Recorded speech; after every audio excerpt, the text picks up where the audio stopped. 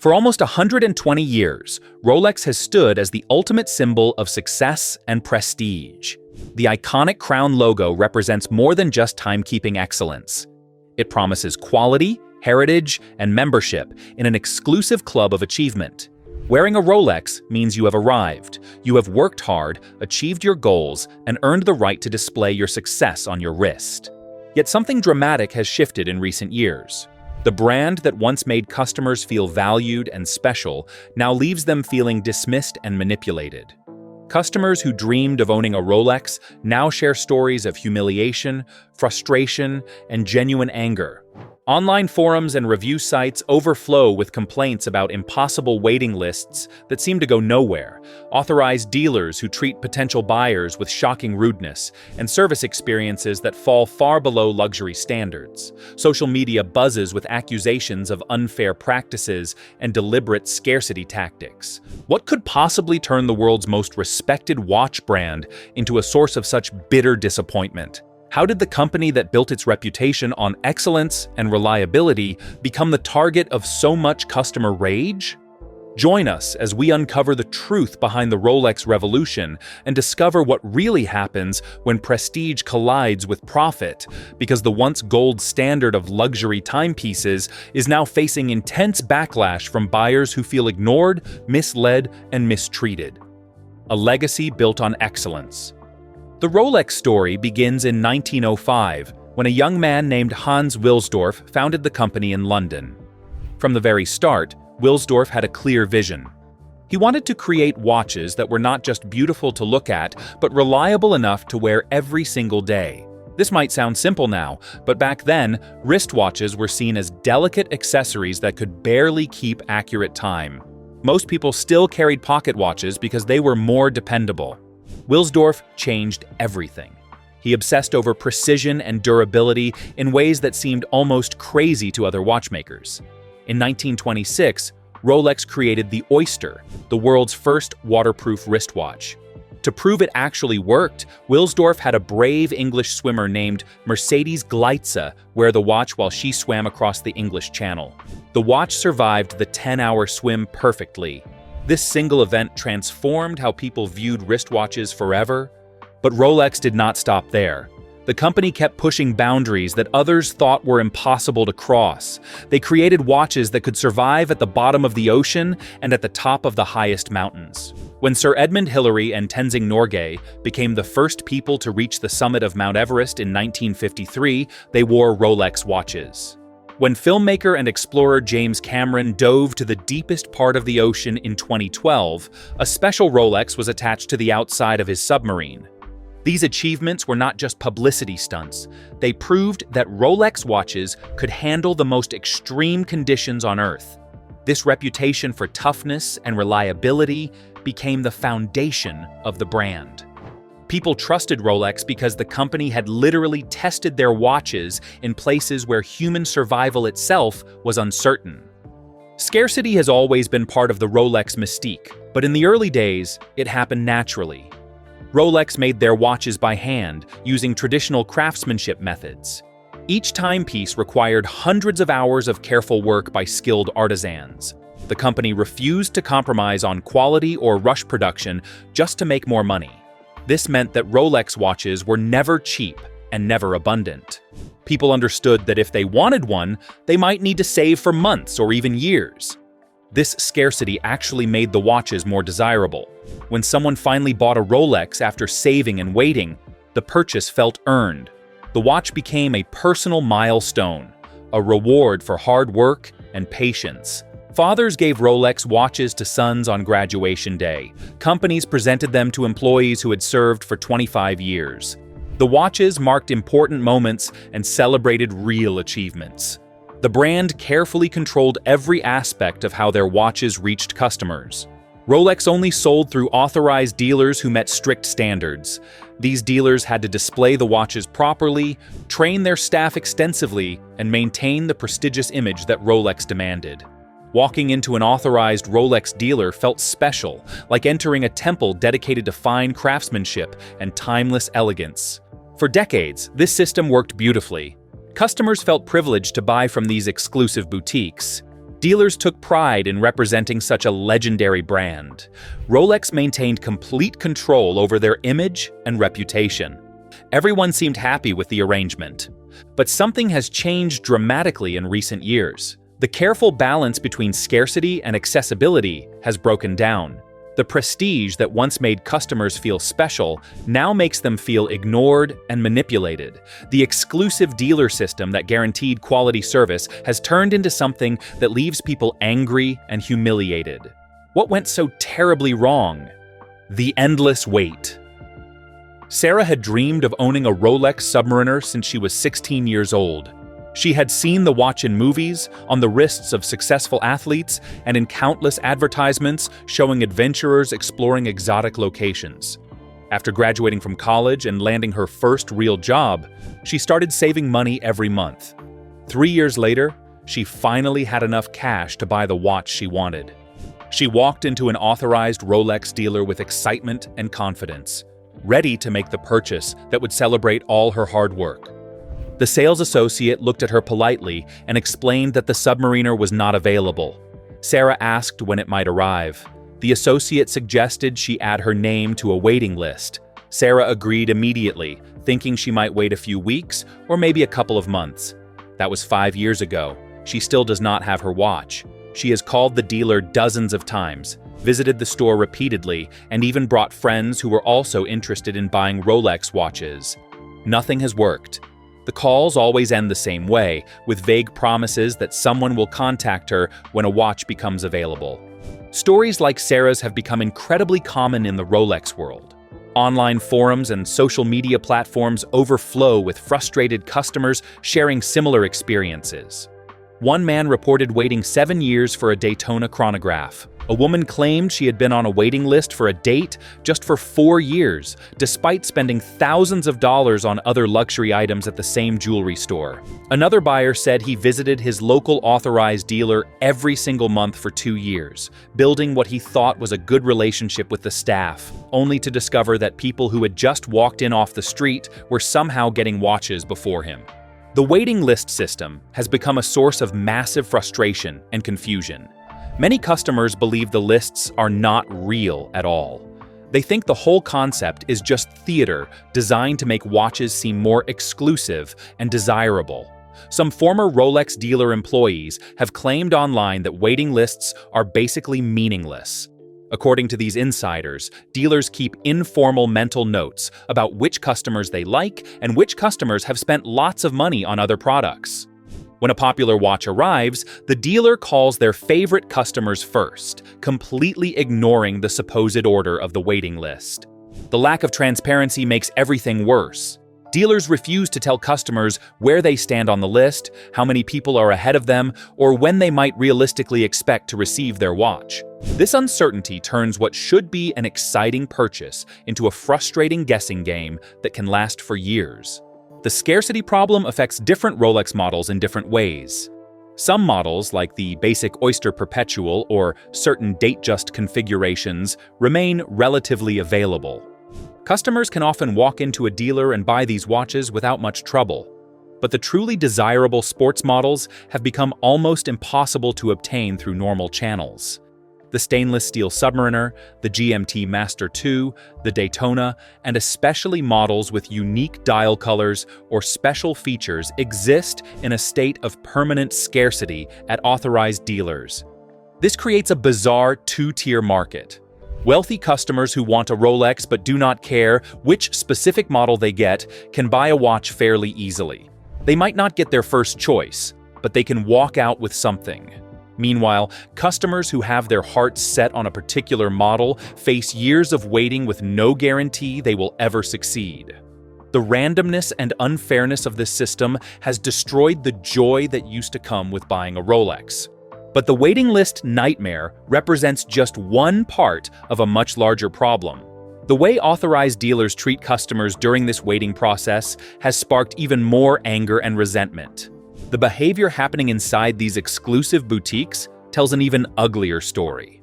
Behind the boutique doors, walking into a Rolex authorized dealer should feel like stepping into a world of luxury and sophistication.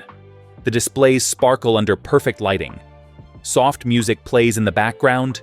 Everything looks expensive and carefully arranged. For many customers, however, the actual experience inside these boutiques feels nothing like the elegant fantasy they imagined. Instead, they encounter dismissive staff members, confusing explanations, and treatment that makes them feel small and unwelcome. Michael visited his local Rolex dealer wearing jeans and a casual shirt after finishing his shift as a construction manager. He had saved $20,000 specifically to buy a Submariner. The moment he walked through the door, a sales associate looked him up and down with obvious judgment. When Michael asked about availability, the associate barely made eye contact. The response came quickly and coldly. No sports models were available. No, Michael could not join a waiting list because the list was currently closed. No, the associate could not say when the list might reopen. The entire interaction lasted less than 3 minutes.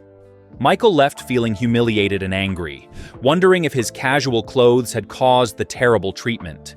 Stories of rude and dismissive behavior from Rolex dealers appear constantly on consumer review websites and discussion forums. Customers describe sales associates who act annoyed when asked basic questions about watches. Some report being ignored completely while staff members chat with each other or focus on other customers who appear wealthier or more important. Others tell stories of dealers who make them feel stupid for not understanding the complex world of watch collecting and secondary markets.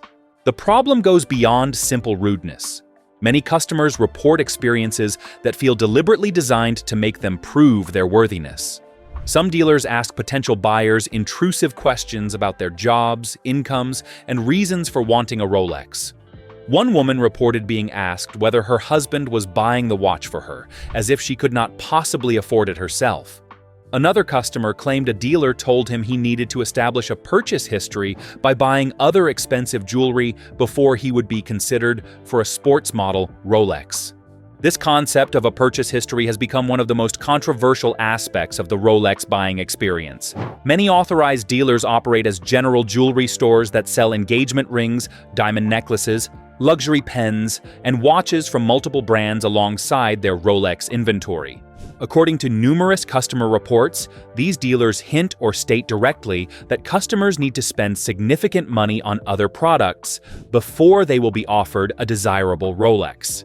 The implied message is clear. If you want a Submariner or a Daytona, you better buy a $10,000 diamond bracelet first to show your loyalty and seriousness. This practice feels like extortion to many customers. They saved money specifically for a Rolex watch, not for jewelry they do not want or need. Being told they must make additional purchases just to access the opportunity to buy what they actually came for creates massive resentment. Some customers comply reluctantly, spending thousands on items they view as worthless ransom payments. Others refuse on principle and walk away from Rolex entirely, choosing competitor brands where they feel respected and valued. The geographic location of the dealer also seems to matter enormously. Customers in smaller cities and towns often report better experiences than those in major metropolitan areas like New York, Los Angeles, or London. Dealers in less competitive markets appear more willing to work with regular customers and maintain genuine waiting lists. Meanwhile, dealers in wealthy urban centers seem to operate under completely different rules, where connections and spending history matter more than anything else. The inconsistency across different dealers makes the problem even more frustrating. Two customers living in different cities might have completely opposite experiences trying to buy the exact same watch. One might wait patiently on a real list and eventually succeed. The other might face endless runaround and vague promises that never materialize. This randomness destroys any sense that Rolex maintains consistent standards across their authorized dealer network. Yet even customers who somehow navigate the waiting lists and dealer politics successfully face another set of problems. Getting the watch represents only the beginning of the Rolex ownership journey. What happens when something goes wrong with the watch itself reveals even deeper issues with how the company treats its customers. When excellence fails, James inherited a 1968 Rolex Submariner from his grandfather, who had worn the watch almost every day for 40 years. The watch carried deep sentimental value because his grandfather had bought it to celebrate opening his first business.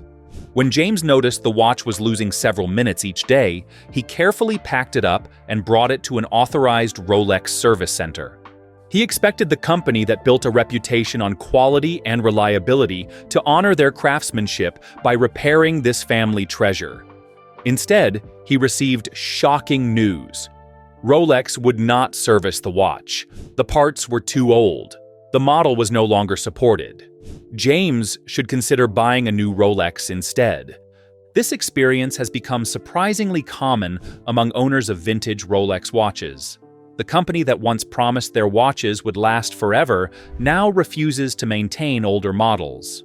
Service centers turn away watches that are 30, 40, or 50 years old, claiming they lack the necessary parts or expertise. This policy directly contradicts the image Rolex has carefully built over decades. The brand has always marketed their watches as heirlooms meant to pass down through generations. Advertisements show grandfathers giving Rolex watches to grandsons.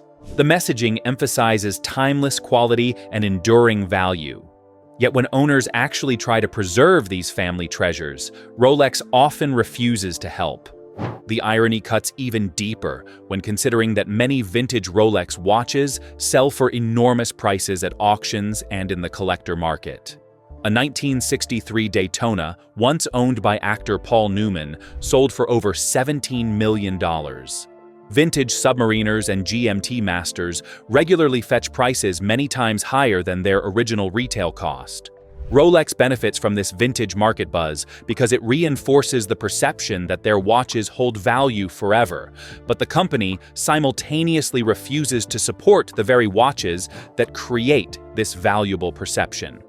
Beyond vintage watch issues, even owners of relatively new Rolex watches report frustrating service experiences. One customer complained that his 3-year-old Daytona started running fast by several minutes per day. He brought it to an authorized service center, expecting a quick fix under warranty. Instead, he waited 4 months to get his watch back. The service center provided almost no communication during this time. When he called for updates, staff members gave vague answers and could not tell him what was actually wrong with his watch or when repairs would finish. The lack of transparency and poor communication left him feeling ignored and disrespected. Quality control problems represent another growing concern among Rolex owners. While these issues remain relatively rare, the fact that they happen at all surprises people who paid premium prices expecting perfect craftsmanship. Some owners report bracelet links that fail or break prematurely.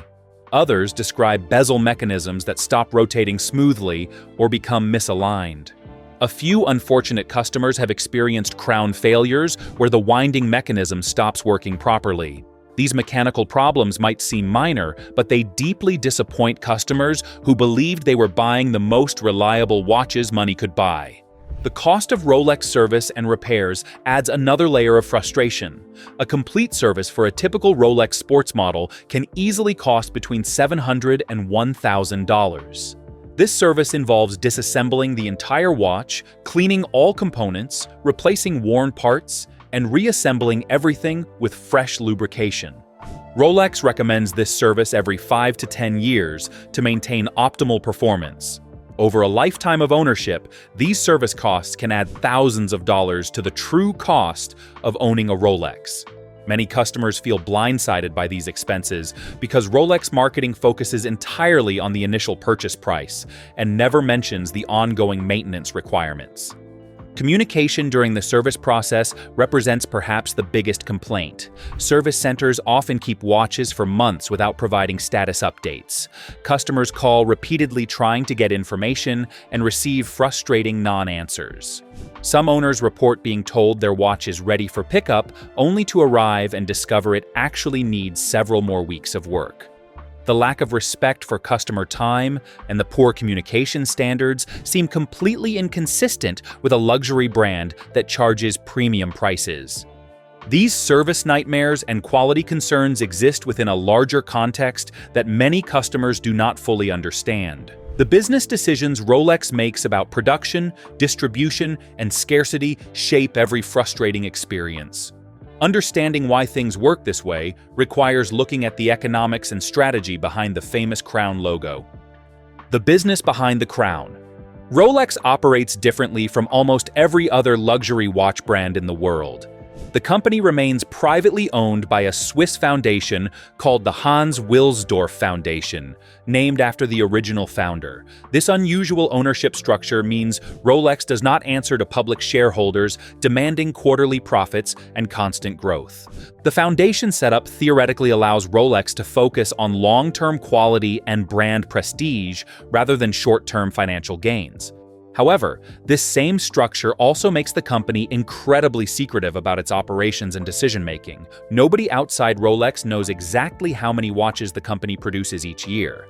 Industry experts estimate the number falls somewhere between 800,000 and 1 million watches annually. This might sound like a huge number, but it represents only a tiny fraction of global demand. Millions of people around the world want to buy a Rolex, especially the popular sports models. Simple mathematics explains why waiting lists exist. When demand exceeds supply by such a massive margin, scarcity becomes inevitable.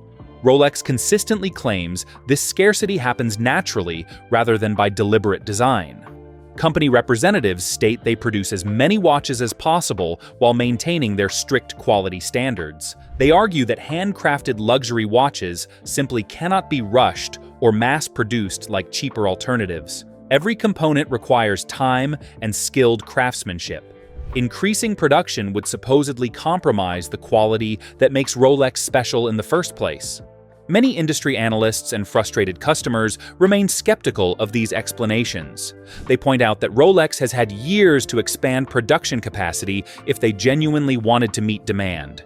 The company could build additional factories, hire more watchmakers, and invest in expanded manufacturing infrastructure. Instead, Rolex seems content to maintain artificial scarcity that keeps prices high and demand intense.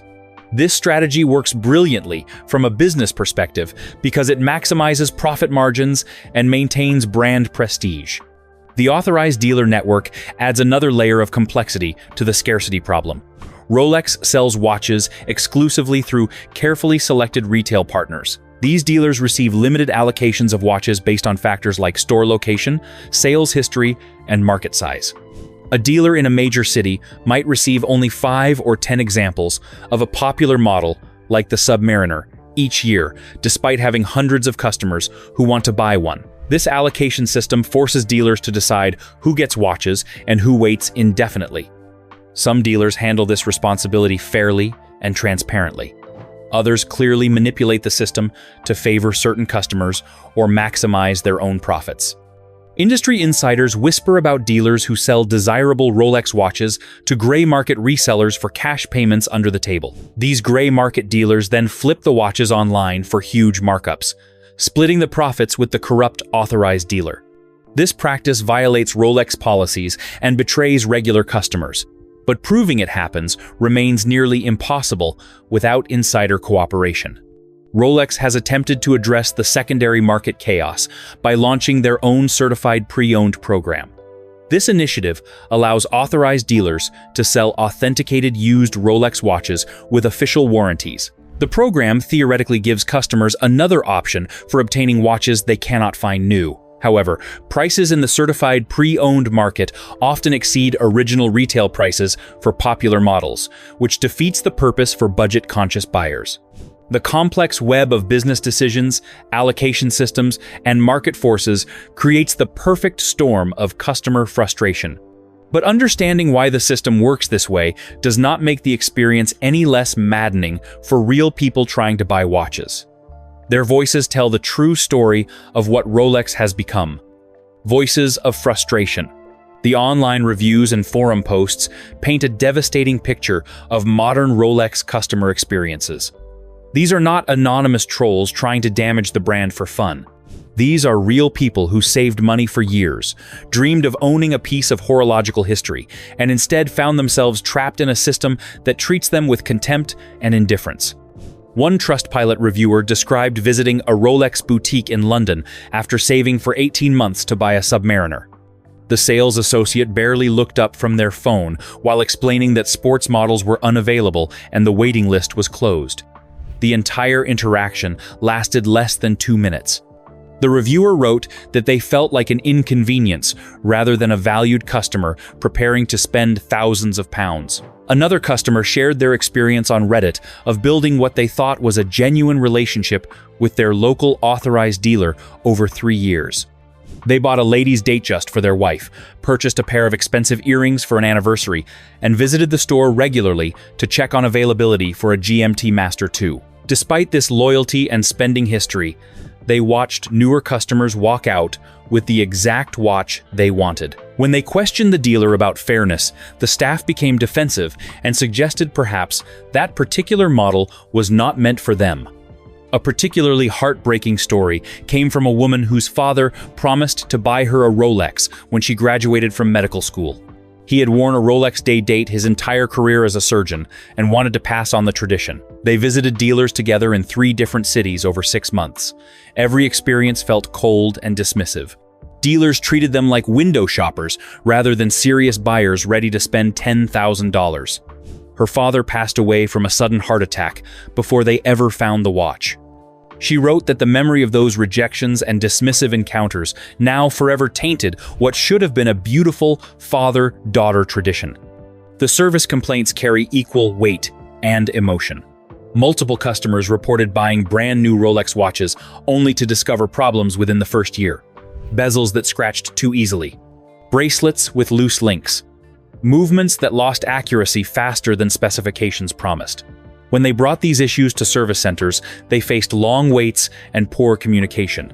Several owners expressed disbelief that a brand charging premium prices could not provide better customer support and transparency during repairs. Perhaps most telling are the reviews from former Rolex enthusiasts who switched to competitor brands. These customers describe feeling liberated after buying from companies like Omega, Tudor, or Grand Seiko. They could actually purchase the watches they wanted without games or waiting lists. The dealers treated them with respect and genuine enthusiasm. When service was needed, communication remained clear, and timelines stayed reasonable. These converts often express sadness that Rolex forced them away because they genuinely loved the brand and its history. The collective voice of these frustrated customers creates an undeniable narrative. Something has gone seriously wrong with the Rolex customer experience. The question remains whether the situation represents temporary growing pains or signals deeper problems that could permanently damage the brand. Industry experts and watch enthusiasts have strong opinions about what comes next. The future of the crown. Industry experts remain divided about whether Rolex will face serious, long-term consequences from the current customer satisfaction crisis.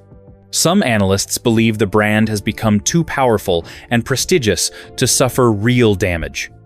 People will continue wanting Rolex watches, regardless of how badly the company treats them. The waiting lists and scarcity might actually strengthen desire rather than diminish it. Human psychology often makes us want things more desperately when they seem impossible to obtain. Other experts see warning signs that Rolex cannot ignore forever. Younger buyers, especially those in their 20s and 30s, have different expectations about customer service and brand relationships. They grew up with Amazon delivering products in 2 days and companies bending over backward to earn their business. These customers feel less loyalty to traditional luxury brands and more willingness to explore alternatives. If Rolex continues alienating this demographic, they risk losing an entire generation of future customers. The rise of competitors also presents real challenges. Brands like Omega and Tudor offer excellent quality watches at lower prices, with none of the purchasing drama. Grand Seiko delivers incredible craftsmanship that many watch experts consider equal or superior to Rolex. These brands treat customers with respect and actually want to sell them watches. As word spreads about positive experiences with Rolex alternatives, some potential customers may never even attempt to buy a Rolex in the first place. Rolex could address many problems through relatively simple changes. They could require authorized dealers to maintain transparent waiting lists with clear positions and realistic timelines. They could expand production capacity to better meet demand for popular models. They could improve service center communication and reduce wait times for repairs. They could publicly commit to servicing vintage watches and supporting the heirloom narrative they have marketed for decades. None of these solutions seem impossible, or even particularly difficult for a company with Rolex's resources and expertise.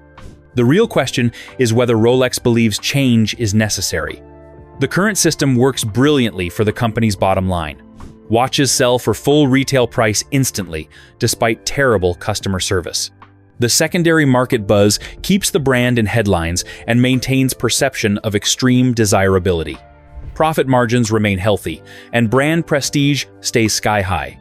Perhaps Rolex will eventually recognize that short-term business success does not guarantee long-term brand health. Or perhaps the current chaos will continue indefinitely because enough customers remain willing to endure any frustration for a chance to wear the crown. Only time will reveal which future awaits the world's most famous watch brand.